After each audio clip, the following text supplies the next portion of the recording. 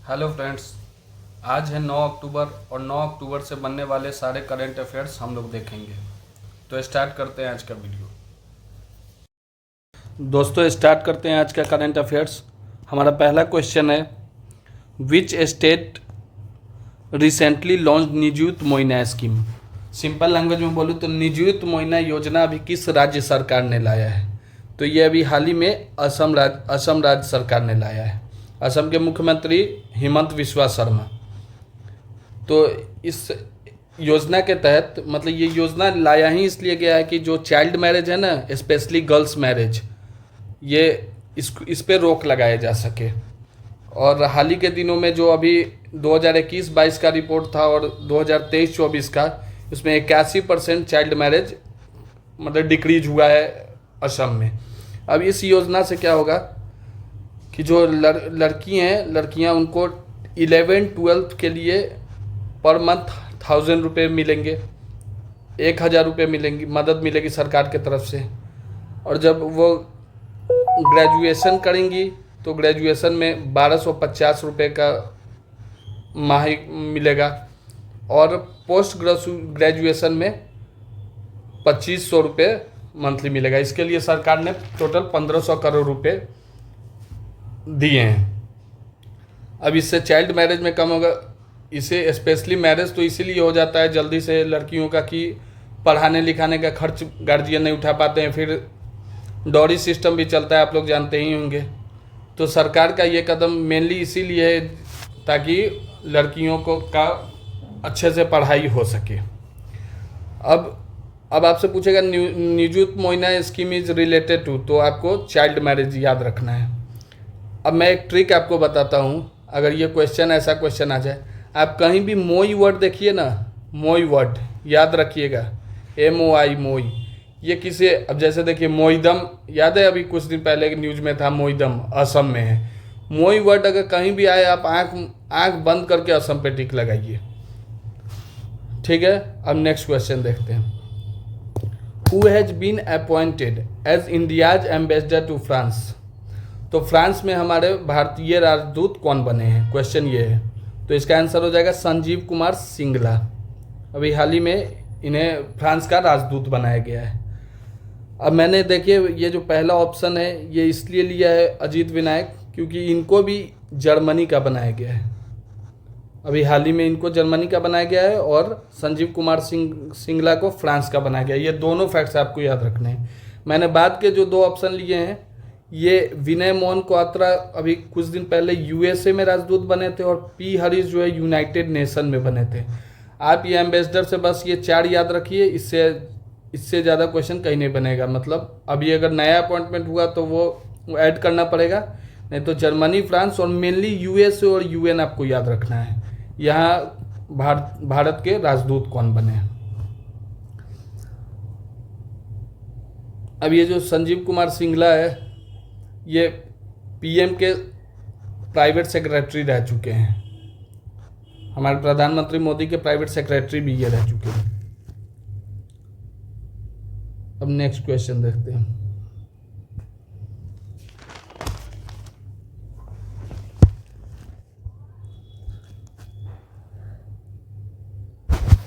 Third question है हमारा, which country developed the hypersonic ballistic missile named फतह 2। फतह का मतलब होता है जीत। तो ये अभी इजराइल और ईरान का जो युद्ध चल रहा है, इसी बीच ईरान ने फतह 2 मिसाइल डेवलप कर लिया है, बना लिया है। अब इसकी मदद से ये जो इजराइल के पुराने मिसाइल है, ट्रेडिशनल मिसाइल, उनको ये मार गिराने की क्षमता रखता है। अब इसके कुछ क्षमता की बात करें तो ये हाइपरसोनिक, आप याद रखिएगा, hypersonic glide vehicle, hypersonic glide vehicle warhead है। और इसकी जो दूरी क्षमता है, मतलब कितने दूर का ये डिस्टेंस ट्रैवल कर सकती है, तो 1,500 किलोमीटर का ये डिस्टेंस ट्रैवल कर सकती है, ठीक है। और इसका जो रेंज, इसको रेंज बोलते हैं हम लोग, रेंज कितना है 1,500 kilometre.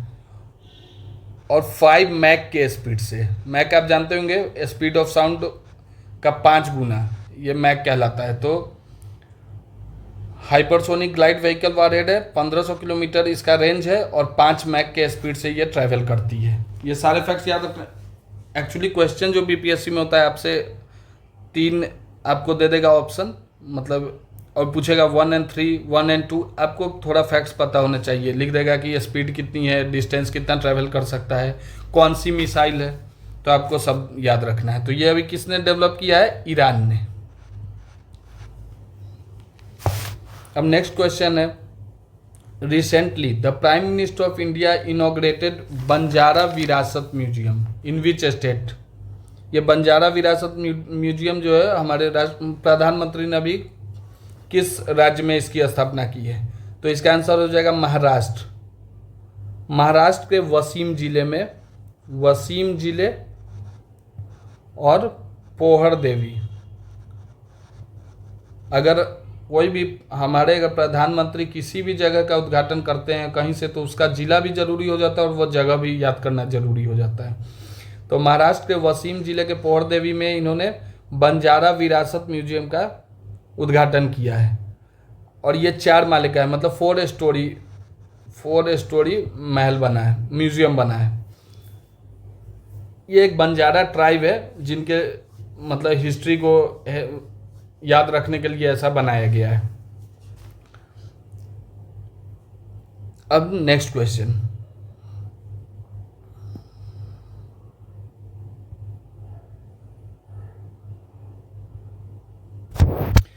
Negro river which was seen in news is a tributary of which river? अब 2-3 चीजें इसमें पूछ रहा है आपसे कि नेग्रो रिवर जो है ये अभी हाल ही में न्यूज में था, तो ये किसकी सहायक नदी है? तो सबसे पहले ये जान लीजिए निग्रो रिवर जो है ये न्यूज़ में क्यों था। तो पहले बार पिछले 122 साल में ये पहली बार इसका लेवल जो है ना बहुत नीचे गिर गया है, मतलब बहुत स्तर नीचे गिर गया है, तो इसलिए ये न्यूज में था। लेकिन आपसे क्वेश्चन पूछा है कि ये किस नदी की सहायक नदी है? तो निग्रो नदी जो है ये अमेजॉन नदी की मुख्य सहायक नदी है, इसकी मुख्य सहायक नदी है। नेग्रो रिवर अमेजॉन नदी की मुख्य सहायक नदी है। ठीक है। अब ये जो है निग्रो रिवर ये 3 कोलंबिया, साउथ अमेरिकी कंट्री है कोलंबिया से निकलती है, वेनेजुएला से होते ब्राजील में जाती है और ये अमेजॉन नदी से मिल जाती है। अब इसके बारे में कुछ और जान लीजिए। ये जो नेग्रो नदी आप नाम से ही पता कर रहे होंगे, ये सबसे बड़ा ब्लैक वाटर, डार्क वाटर है। इसका वाटर जो है ना डार्क वाटर मतलब काला पानी है, इसलिए इसका नाम निग्रो नदी है, इसीलिए इसका नाम निग्रो नदी है। और ये दुनिया का सबसे बड़ा, विश्व का सबसे बड़ा ब्लैक वाटर मतलब काला पानी का नदी है। ये याद रहेगा, विश्व का सबसे बड़ा काला पानी, सबसे बड़े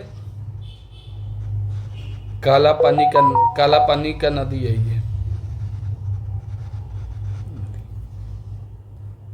मैं नेट ऑफ कर लेता हूँ, बार बार नोटिफिकेशन आ रहा है।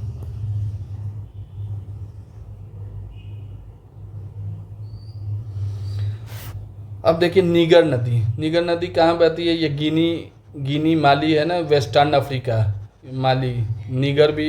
निगर एक शहर मतलब स्टेट भी है इसी के नाम पे, कंट्री निगर रिवर के नाम पे। तो ये यहाँ जाम्बेजी नदी से आप क्या रिलेट कर सकते हैं? तो विक्टोरिया जलप्रपात जो है, विक्टोरिया जलप्रपात ये इसी जाम्बेजी नदी पर स्थित है। याद रहेगा, विक्टोरिया जलप्रपात किस नदी पर है? जाम्बेजी नदी पर है। और नील नदी जानते हैं आप, सबसे लंबी नदी, ये अफ्रीका में हो जाएगा, तंजानिया में निकलती है। 2 तरह का नील नदी है, ब्लू है और सफ़ेद है। जब दोनों मिल जाती है तो उसको नील नदी बोलते हैं। तो ये मैप का पार्ट हो जाता है, इतना करंट अफेयर्स में डिटेल जाने का जरूरी नहीं है। अब नेक्स्ट देखते हैं, the Chenchus tribe primary resides in which state? मतलब हमसे पूछ रहा है कि चेंचस आदिवासी जो हैं वो मतलब किस राज्य में रहते हैं, मुख्य निवासी हैं किस राज्य के? तो आप इसका आंसर हो जाएगा आंध्र प्रदेश। लेकिन आप याद रखिए ये नल्ला मल्ला जंगल जो है ना आंध्र प्रदेश में, आंध्र प्रदेश में नल्ला मल्ला जंगल है, मेनली ये यहीं रहते हैं। और इनके गांव को पेंडा कहा जाता है, पेंडा, पेंटा कहा जाता है। और ये आज तक, अभी तक ये अपना सुरक्षा जो है तीर धनुष और चाकू से करते हैं, चाकू से करते हैं। और इनके जो सबसे बुजुर्ग होते हैं ना, जो एल्डर हो जाते हैं, उनको क्या बोला जाता है? पेदा मानिसी, पेडा मानिसी। मैं डिटेल में इसलिए बता रहा हूँ दोस्तों क्योंकि 3 लाइन के फॉर्म में पूछ लेता है क्वेश्चन, तो आपको बस एक बार ऐसे क्वेश्चन देखना है कि चेंचस जनजाति कहाँ रहते हैं, तो ये नल्ला मल्ला जंगल में रहते हैं। नल्ला मल्ला जंगल, अच्छा ये नल्ला मल्ला जंगल का नाम आया तो आपसे क्वेश्चन ये भी पूछ सकता है कि नल्ला मल्ला जंगल जो है वो किस राज्य में है। या फिर ऐसे पूछ सकता है the Chenchus tribe resides in Nallamala forest, in which state this forest is situated. तो आपको बताना पड़ेगा नल्ला मल्ला जंगल है क्या, आपको आना चाहिए। तो ये आंध्र प्रदेश में है। Which organisation has formulated a national agriculture code. अभी राष्ट्रीय कृषि कोड फॉर्मुलेट किया गया है, तो ये किसके द्वारा किया गया है? तो इसका आंसर क्या हो जाएगा? तो इसका आंसर हो जाएगा bureau of Indian standards code. क्या हो जाएगा? Bureau of Indian standard code, bureau of Indian standards. अब ये है क्या नेशनल एग्रीकल्चर कोड? दोस्त हम लोग कोई भी कोडिंग प्रोग्राम अगर करते हैं, कंप्यूटर का आपने कोडिंग देखा होगा, तो क्या होता है स्टार्टिंग से लास्ट तक। तो इसमें भी क्रॉप प्लांटिंग जब होगा, जब हम लोग पौधा लगाएंगे, और पोस्ट हार्वेस्ट, मतलब जब हम पोस्ट हार्वेस्टिंग में भी ये कोड में सब कुछ इंक्लूडेड रहेगा। इसके थ्रू इंफॉर्मेशन गवर्नमेंट देगी कि कैसे कृषि करना है। कृषि को बढ़ावा देने के लिए ये पहल शुरू किया गया है, और ये national building and agriculture code की तरह ही है। अब पोस्ट क्या हो सकता है? जैसे स्टोरेज हो सकता है, ट्रांसपोर्टेशन हो सकता है, पैकेजिंग हो सकता है। जब तक पैकेज नहीं हो जाए तब तक इस कोड में सारा इन्फॉर्मेशन दिया हुआ है कि कैसे आपको शुरू से अंत तक खेती करना है। अब लास्ट है, 8th क्वेश्चन है, scientist have recently detected the gases carbon dioxide and hydrogen peroxide on which moon of Pluto. तो प्लूटो पे जो प्लूटो का चारोन एक चंद्रमा है, तो इस पर कौन सा गैस देखा गया है? कार्बन डाइऑक्साइड और हाइड्रोजन पेरोक्साइड, H2O2। तो ये मैंने कल के क्लास में आपको चारोन पढ़ाया था कि चारोन है क्या। ये प्लूटो का सबसे बड़ा चंद्रमा है, लगभग प्लूटो के आधे से भी ज़्यादा बड़ा है। तो इसको डिटेल मैंने, तो वहाँ कौन सा गैस मिला है? कार्बन डाइऑक्साइड और हाइड्रोजन पेरोक्साइड, जिसकी वजह से ये न्यूज़ में आया है। अब नेक्स्ट देखते हैं।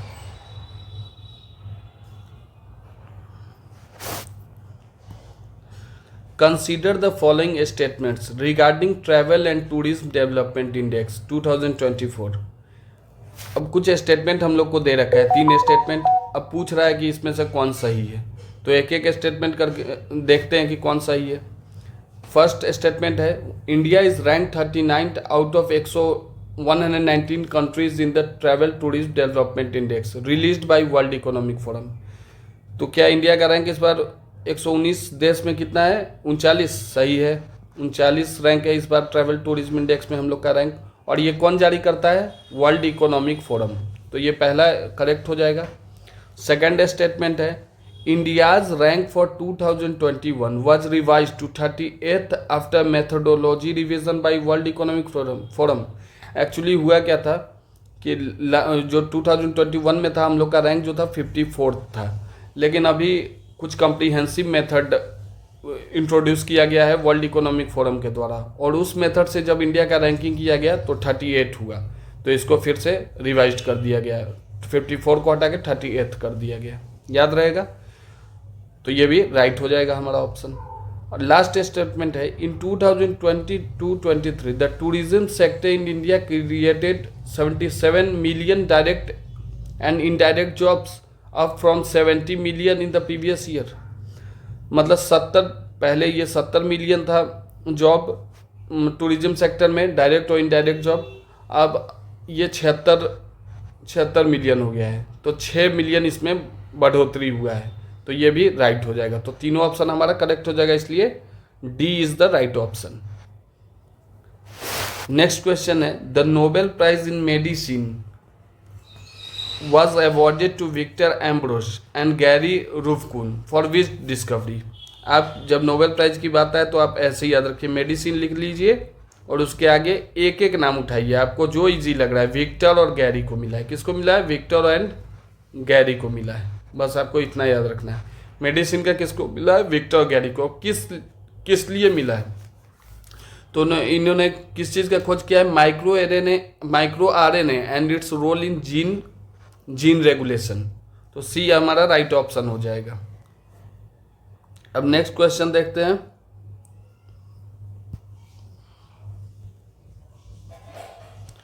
Which sports organisation has appointed Sharad Kumar as the new chief of its anti corruption unit. इसको वीवीआई मार्क कर लीजिएगा, क्योंकि अगर बीसीसीआई से क्वेश्चन है तो आने का संभावना ज़्यादा रहता है। इसका आंसर हो जाएगा बीसीसीआई। अभी हाल ही में शरद कुमार जो कि रिटायर्ड आईपीएस ऑफिसर है, उनको एंटी करप्शन यूनिट का मुख्य अधिकारी बनाया गया है, बीसीसीआई ने बनाया है। और इससे पहले ये नेशनल इन्वेस्टिगेशन एजेंसी के लिए भी काम कर चुके हैं। याद रहेगा, बीसीसीआई ने शरद कुमार को मुख्य अधिकारी एंटी करप्शन यूनिट का बनाया है, याद रहेगा। नेक्स्ट है, इन विच ईयर, और एक फैक्ट आप यहाँ से याद कर सकते हैं, आईसीसी ने अभी मेल और फीमेल क्रिकेटरों का सैलरी जो है वो सेम कर दिया है, इक्वल पे, मेल क्रिकेटर और फीमेल क्रिकेटर का सेम कर दिया, इक्वल पे फॉर बोथ। तो ये फैक्ट आप याद रखिएगा क्योंकि क्वेश्चन आ सकता है। नेक्स्ट है, इन विच ईयर नेशनल अनुभव अवार्ड्स वेर स्टार्टेड। हमसे पूछा जा रहा है कि राष्ट्रीय अनुभव पुरस्कार का शुरुआत कब किया गया था। तो प्रधानमंत्री मोदी के द्वारा 2015 में इसकी नींव रखी गई थी। अब ये है क्या अनुभव पुरस्कार? एक अनुभव प्लेटफॉर्म लॉन्च किया गया था प्रधानमंत्री के द्वारा, जिसके थ्रू जो केंद्रीय सरकारी कर्मचारी हैं जो सेवानिवृत्त हो चुके हैं, मतलब जो रिटायर हो चुके हैं, वो इस प्लेटफॉर्म के माध्यम से अपना एक्सपीरियंस, अपना अनुभव और अचीवमेंट शेयर कर सकते हैं। और जब ऐसे बहुत सारे एप्लीकेशंस आएंगे तो फिर उसको देखा जाएगा और उसमें से कोई 5 चुने जाएंगे जिनको अवार्ड दिया जाएगा। और ये अवार्ड देगा कौन? तो पेंशन विभाग देगा, याद रखना है ये भी आपको कि पेंशन विभाग देगा। और इससे आने वाले जो जॉब कर रहे हैं या फिर जो फ्यूचर में जॉब करने आएंगे उनको इस डेटा से बहुत मदद मिलेगी। तो आपको याद रहेगा रिटायर्ड, आप इससे बस रिटायर्ड ऑफिसर या कर्मचारी कर लीजिए, retired staff of central government, ये उनके लिए लाया गया है। अब नेक्स्ट है,